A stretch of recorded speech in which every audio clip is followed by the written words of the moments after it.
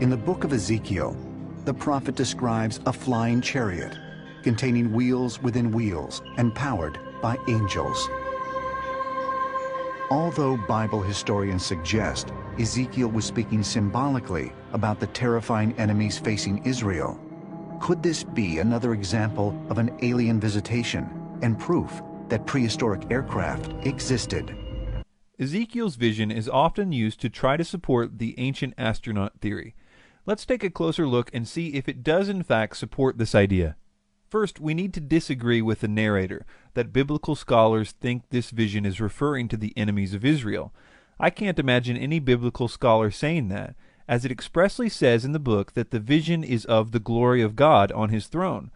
I've read dozens of commentaries by Bible scholars on Ezekiel and have never found one that said this was referring to the enemies of Israel. I think this is a case of ancient aliens propping up a straw man argument. In other words, taking an obviously weak argument and pretending it is your opposition's majority view. The main premise of the ancient astronaut theory is that ancient writers couldn't understand or didn't have the vocabulary to explain technology. But that idea doesn't really work for Ezekiel for many reasons. First of all, Ezekiel had a huge vocabulary. Hebrew is one of the richest languages in the history of the world, and Ezekiel showed great skill in utilizing it when describing complicated things in other places in his writings. He had the vocabulary to say things like silver disc or round or window or gray bean with big eyes if he wanted to, but he didn't. As we will see, what Ezekiel describes simply cannot be compared to a UFO. More than any other Bible writer, Ezekiel was extremely detail-oriented. He makes sure to describe every detail, not just here, but throughout his writings. For example, a very accurate model of the layout of an entire city, as well as a huge temple complex, can be constructed using his specifications. He even starts out every one of his visions by a meticulous detailing of the time and place it happened. For example, in Ezekiel 8:1, "And it came to pass in the 6th year, in the 6th month, in the 5th day of the month, as I sat in mine house, and the elders of Judah sat before me, that the hand of the Lord God fell there upon me." The vision that Ezekiel saw that is in question here can also be drawn out on paper using his specifications. And people that do this all pretty much get the same thing. It's describing the throne of God, which rests on a platform. That platform is supported by 4 cherubim on each corner. Cherubs are specific types of angels in the Bible that have 4 faces and several wings. There are also 4 wheels next to the angels. Everyone in the field knows what this is in Ezekiel 1. It's a cherubim throne because we have very clear examples of the actual elements that you find in Ezekiel 1. It's not that exciting, but it's more or less what everyone gets when they draw this out. Well, almost everyone. Joseph Blumrich is your proverbial rocket scientist. He worked on the moon project for NASA, and from the mind of a rocket engineer, started to look at what was written in the first part of the book of Ezekiel, and after many months of research, Joseph Blumrich came to the conclusion that what Ezekiel described in his eyewitness report, it was indeed a type of spacecraft. Joseph Blumrich would go on to write The Spaceships of Ezekiel. Okay, so they say that this guy, who they say is super smart, really studied the book of Ezekiel, and they say what he got was this contraption with 4 propellers at the bottom of each corner. The biggest problem with this theory is Ezekiel's attention to detail. There's just no way to get this contraption from what Ezekiel describes.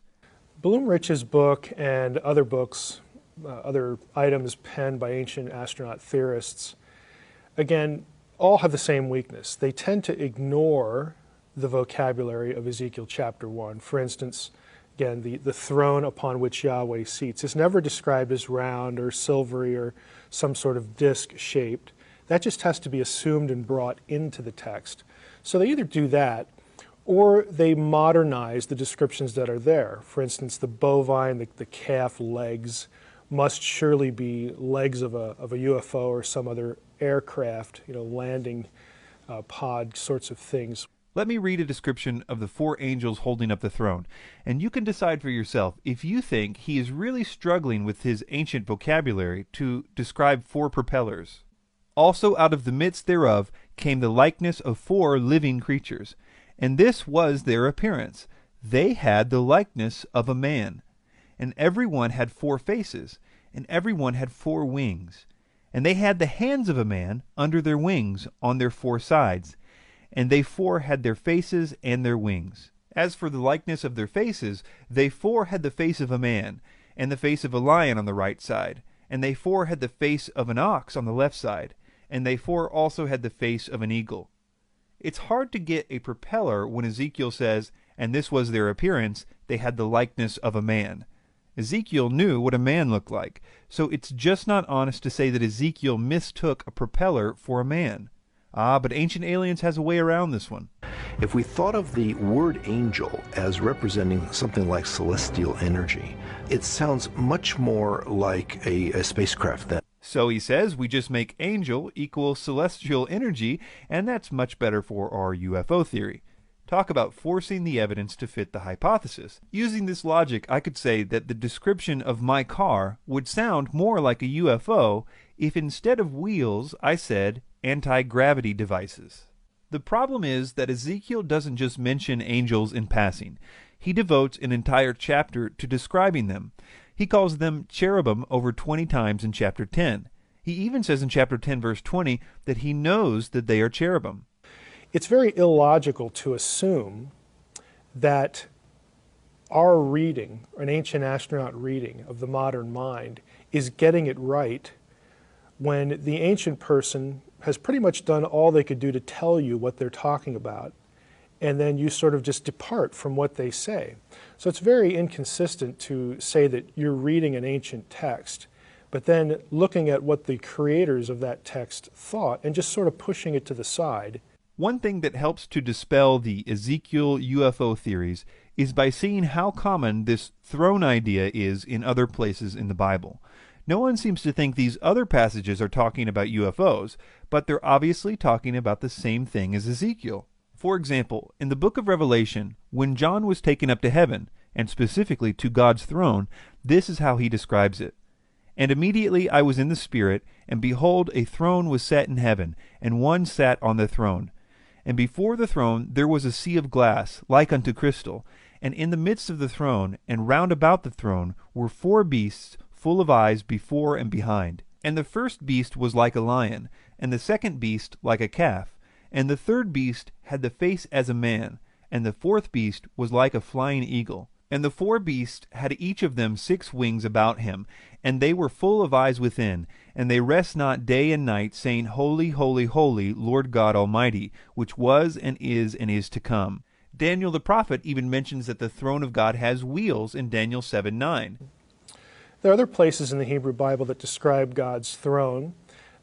A lot of them don't have a great deal of detail. Isaiah 6 is sort of a familiar example where Isaiah appears before God's throne with the seraphim and other divine beings there.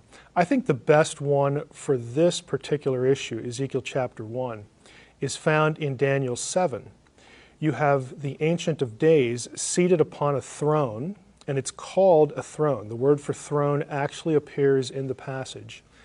And the issue there is, since we know it's a throne because Daniel calls it a throne, it's really important to observe how the throne is described. It has wheels. It has fire about it, fiery description of the wheels. Scholars have known for a long time that the description of the throne in Daniel 7 has the same elements as that in Ezekiel 1. So it's very clearly a throne, and some of these other passages help us understand that. We could go through other passages, but the point is that according to the Bible, God's throne is supported by 4 angels with multiple wings which are on wheels. But now the interesting part. It seems that even the other cultures, from Sumer to Egypt and everywhere in between, also knew that the thrones of kings, and especially of God, were to be supported by cherubim, and that they have wheels, as well as other elements described by Ezekiel. We know this because of the artwork of the ancient world. There are thousands of pieces of art from the ancient world that show various elements that Ezekiel described of God's throne. We can see angels, Some of them even have 4 faces. Some of them have wheels. They have the platform and the throne. In terms of iconography, again, what I like to describe as the Polaroids of the Old Testament ancient world. Again, pictures they left us of the things they're talking about. The idea of a deity seated on a throne that was in effect a chariot that is carried around by supernatural beings with wings, in other words, to describe it as the chariot of heaven, that's very common, but when it's depicted, it's never depicted as what we would think of as a UFO. No triangles, no round discs, nothing like that. It's a chair. It's a throne under which, again, has some sort of platform, and he's seated upon, the deity is seated upon these various heavenly creatures. There are also a ton of basic logical problems with the ancient astronaut theorists' idea that Ezekiel is talking about a UFO. Here is one of them. Well, that sounds like flames. That sounds like propulsion. No physicist, no matter how sympathetic to this cause, would say that using a combustion engine for interstellar travel is possible. Not to mention that this particular fire comes from coal on the altar, so that would make this a coal-powered interstellar spaceship. As simple as it sounds, the entire reason this whole thing with Ezekiel started in the 70s was because of the line Ezekiel uses, wheels within wheels. People basically said, wheels are round, and flying saucers are supposed to be round too. Ezekiel saw his wheel within a wheel. This sounds more high-tech than supernatural. But the idea conveyed in Ezekiel's writings is nothing more than a concentric circle, pretty much like any wheel with a rim. It's not exactly a high-tech idea. The only reason it's mentioned is because Ezekiel is such a detail-oriented writer. Daniel doesn't go into such detail when he describes the throne of God. He just says wheels. Besides that, there are 4 wheels that make up one unit. So if you're going to say a wheel within a wheel is a UFO, then you have to say that UFOs only come in sets of 4, because that is unambiguously what Ezekiel is describing. And these wheels are not horizontal, as if they were flying around. They are vertical, just like they should be if they were really wheels. So we see that this idea is refuted by, number 1, the consistent biblical motifs using these elements to describe the throne of God. Number 2, the thousands of pieces of art from the ancient world that depict thrones as having the same elements that Ezekiel describes. And number 3, all the logical problems with the theory, such as it being a coal-powered combustion engine.